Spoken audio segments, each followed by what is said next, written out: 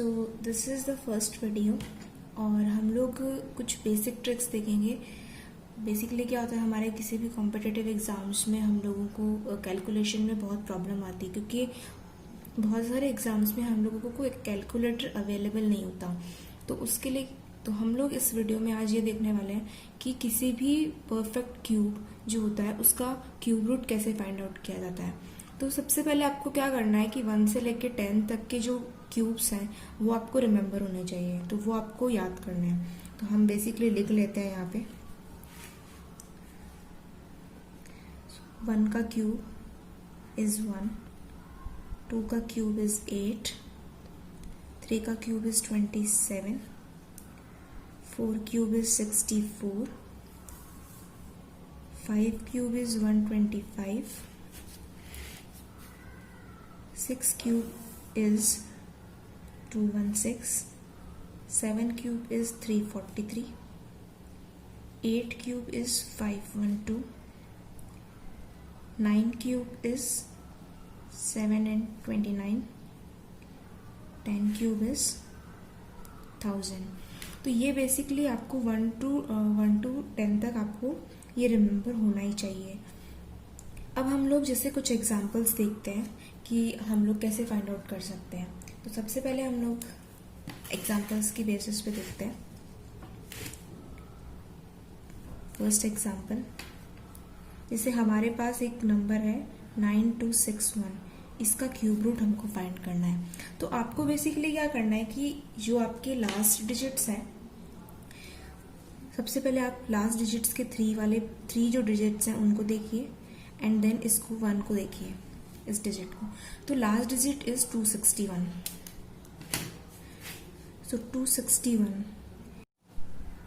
तो ये जो 261 है इसका हमको लास्ट डिजिट देखना है। लास्ट डिजिट क्या है इसका? 1। तो इस आपका जो 1 to 10 तक जो भी क्यूब्स है इसमें आप देख सकते हैं कि लास्ट डिजिट में 1 कहाँ पे आ रहा है। तो ये 1 जो है यहाँ पर हमको लास्ट डिजिट में 1 मिल रहा है, तो इसको हम लोग यहाँ पर 1 लिख देंगे। अब हमको ये वाला हमारे पास है, ये वाला जो एक है, अब हमको ये देखना है कि ये जो 9 है इसका तो हम लोगों ने कर लिया। अब ये जो हमारे पास 9 है, अब ये वाली जो चीज़ है ये कौन से क्यूब्स के बीच में आ रहा है। तो हम ये देख सकते हैं 1 का क्यूब इज 1, 2 का cube is 8, but 9 is greater than 8। इसका मतलब ये हो गया कि 2 का क्यूब और 3 के क्यूब के बीच में 9 आएगा। तो हम लोगों को क्या करना है, जो स्मॉलर है वो वाला लेना है। तो इन दोनों के बीच में लाई कर रहा है 9, तो इसके अंदर जो स्मॉलर है वो क्या हो गया 2। तो हम यहाँ लिख सकते हैं 2। तो बेसिकली ये किसका क्यूब हो जाएगा? अब ये वाला नंबर जो है ये आगे की तरफ है, इसलिए हम 2 यहाँ लिख देंगे और इसमें से हम लोगों ने लास्ट डिजिट से 1 निकाला है तो यहाँ पे लिख देंगे। अब इसका मीन्स ये हो गया कि 21 का जो क्यूब होगा वो 9261 होगा। इसी तरीके से हम एक और एग्जांपल लेके देख लेते हैं। जैसे कि हमारे पास कोई बड़ा नंबर लेते हैं हम लोग, जैसे 10611208, इसका क्यूब रूट हमको फाइंड आउट करना है। इसका क्यूब रूट फाइंड आउट करने के लिए वही वाला जो स्टेप है हम लोगों ने पहले वाले में जो किया है वही करेंगे। लास्ट का जो 3 डिजिट है वो,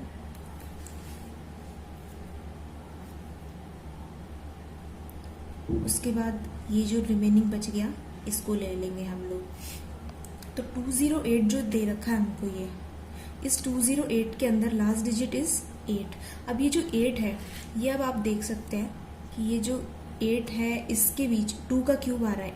2 का क्यूब है यहाँ पे, आप देखिए ये 2 का क्यूब जो है 8 है, तो इसका मतलब यहाँ पर हम लोग लिख देंगे 2। अब ये वाला हम देखते हैं 1061। अब ये हम देखना है कि हमको ये जो 1061 है ये किसके बीच में लाई कर रहा है।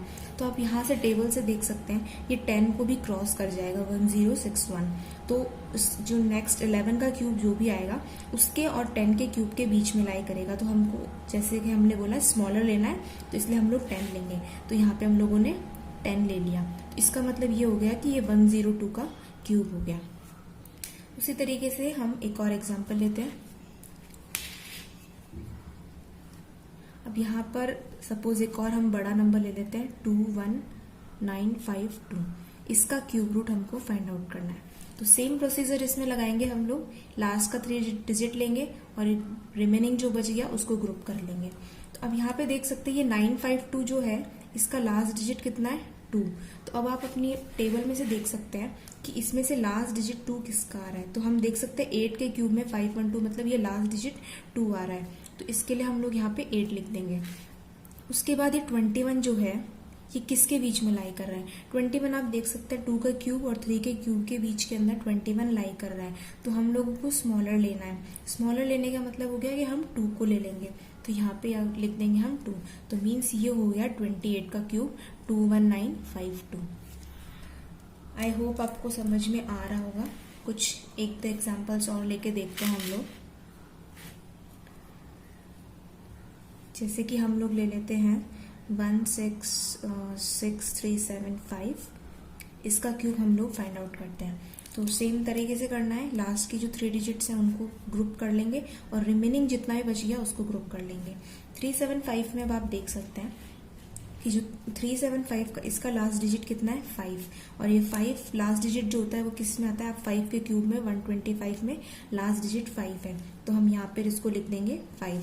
अब बच गया 166। तो 166 किसके बीच में आ रहा है, आप देख सकते हैं 5 का क्यूब और 6 के क्यूब के बीच के अंदर 166 आएगा। तो हमको स्मॉलर वाला लेना है, तो स्मॉलर वाला लेंगे तो 5, मतलब ये 55 का जो क्यूब होगा वो 166375 होगा। ठीक है, एक और हम लोग एग्जाम्पल ले लेते हैं।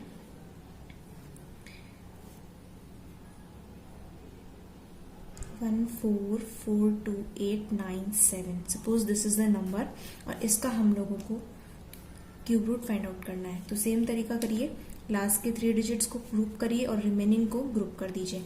897 जो है इसका लास्ट डिजिट है 7। अब आप अपने टेबल में से यहाँ से देख सकते हैं कि जो 3 का क्यूब है उसका लास्ट डिजिट 7 आ रहा है। तो इसको हम लोगों को यहाँ पे 3 लिखना है। अब ये रिमेनिंग जो बच गया 1442, अब ये किसके बीच में आ रहा है, ये यहाँ पे 10 को भी क्रॉस कर जा रहा है। तो इसलिए हम लोग जो 10 और आगे जो भी होगा उसके बीच में ही ये आएगा। अब ये जो 10 को क्रॉस करेगा हम लोग एक बार 11 का क्यूब भी लिख लेते हैं। 11 का क्यूब जो होगा वो होगा 1331 एंड 12 का क्यूब जो होगा वो होगा 1728।